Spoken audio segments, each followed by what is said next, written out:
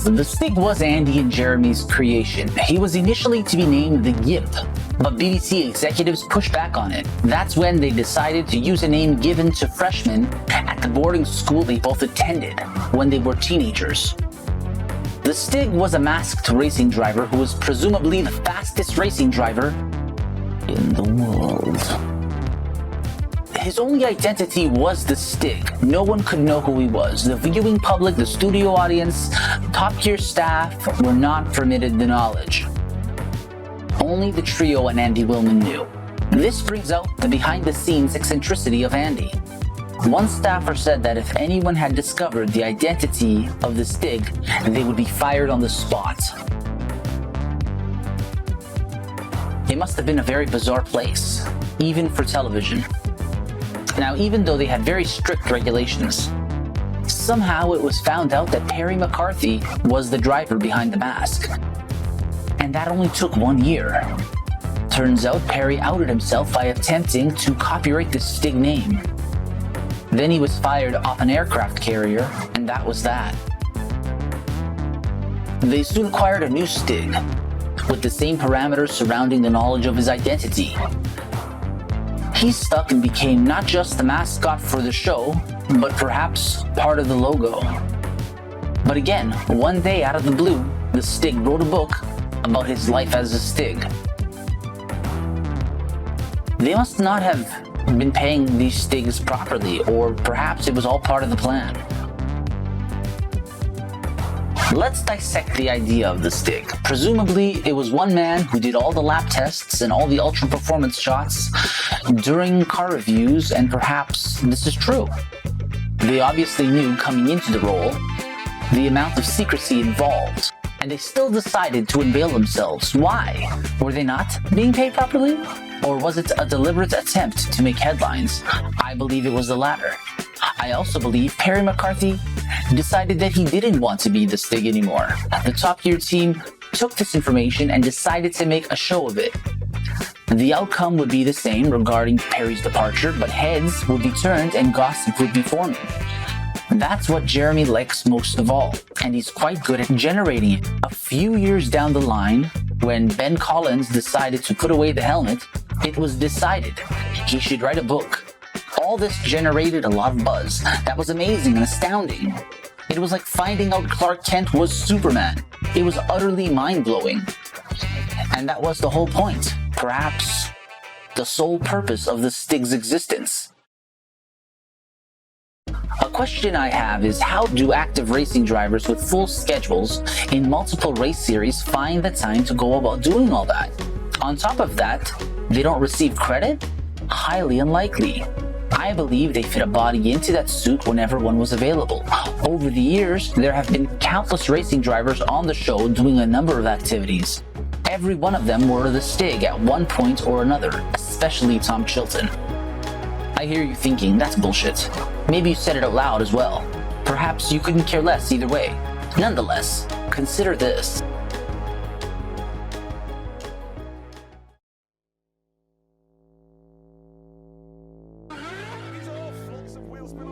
On June 1st, 2009, Top Gear returned with the 13th series. The first episode started with a historic race to the north. It followed the regular format until they began speaking about the FXX, Ferrari. Afterward, the Stig set a monumental track time before revealing himself as Michael Schumacher, the most prolific racing driver of the time. I frequently came back to this moment. I thought, how odd a moment it was to reference the FXX and its peculiarities right before revealing the Stig's true identity. I later learned from the book, and on that bombshell, that it was Michael Schumacher who was driving the FXX. That's bothering, because later on at the end of the episode, Jeremy says he believes Schumacher wasn't the Stig after all. Then it struck me. When they were explaining the FXX, they were leaving us a clue to how the Stig works. Think of the FXX as the Stig costume and all the owners of the FXX as the racing drivers who portrayed the Stig. Let me elaborate. It's suggested that there isn't one FXX for every customer who owns it. At the same time, it would be hard for one to prove otherwise. Whether or not that's true, the Top Gear team was putting both things together in one segment as one Easter egg for us to find. They wanted us to connect the dots, and I believe I have. The segment was the proof, but there are more we could dissect and learn from, including Jeremy's planned departure from the show.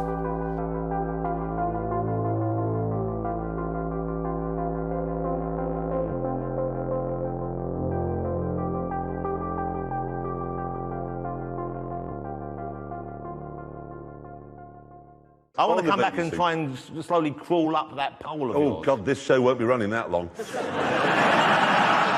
So goodbye, we're off. Yeah, that's it.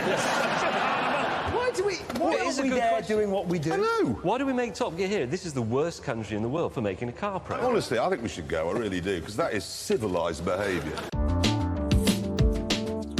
In Series 13, Episode 5, in the news segment, the trio were chit-chatting about a speeding ticket issued to a Bugatti two-door. After reading out loud how little the driver had to pay, the trio and the studio audience were amazed. The presenters then began to lament about doing a car show in Britain. They suggested doing a car show in the USA would probably be a better idea. About a year and a half later, after a very entertaining interview with Jonathan Ross, who had just returned to the BBC after being fired, Rossi remarked that he would love to come back on the show, to which Jeremy responded, "This show won't be on that long." This could be an indication that Jeremy Clarkson and others were experiencing ill feelings toward the BBC. If you followed the events that took place in the following years, you could understand why these remarks were very insightful. Now, my point of this series is not to unmask Stig or reveal the makers of contemporary Top Gear to be monsters of any sort. The reason I made this documentary is to bring to light the majesty of their creations. A lot of what makes Top Gear this momentous phenomenon is lost on many, I believe, including the presenters that followed. Between the risky puns and outrageous adventures and challenges, there was a real depth. Nevertheless, after the remarks I mentioned earlier and before Jeremy's departure from the BBC, the show was ever more a speeding locomotive. Pardon my off-topic pun. The show got larger than ever and even more controversial. I believe Jeremy was looking for a reason to be fired, not because he wanted a nice severance check, but because he wanted to make headlines again. I suspect Jeremy feels it when something is becoming stale, especially himself. It's a trait that not many people have. He was quoted right before his departure from the original Top Gear to have those exact feelings. That is one key to his success and the success of the show. Another key was using that knowledge to enrage and entertain people, drawing them in, keeping them glued to their Twitter feeds and TV streams. To be quite honest, I don't care about how many people portrayed this Stig at one given time. My point is, the way they went about creating and performing the show will be very difficult to emulate. After they're gone, I don't believe we will see their like for a very long time. I also believe that the golden age of Top Gear is an excellent case study on what to do to get famous, what lengths one must go through. Now, in saying that, allows me to feel comfortable expressing that nearly everything Top Gear did was staged, including their newest venture, the Grand Tour. I'm not saying Richard didn't crash. I'm saying the crash was planned in order to bring Top Gear from national to world attention. Same with the USA road trip to New Orleans, same with the Stig's face reveal, same with the supposed subliminal messaging in the Patagonia special, same with Jeremy punching his producer in the face, resulting in his termination. It's all an art that goes beyond the realm of television. The news cycle and the social media feed is all part of the show. For individuals or groups endeavoring to make a name for themselves in entertainment, studying Top Gear or considering very carefully everything I've mentioned in this series could be crucial to their success. After carefully curating material that could be the best it will ever be, how would you go about letting people know? Nobody wants to watch an ad telling them how great you are. Everyone, however, wants to give their opinion. By creating content or events that inspire opinions to be formed, word of mouth is spread. Word of mouth spreads like wildfire, perhaps faster than an algorithm. So if you're a content creator looking to start a fire, perhaps everything I mentioned here could be your avenue. Thanks for watching.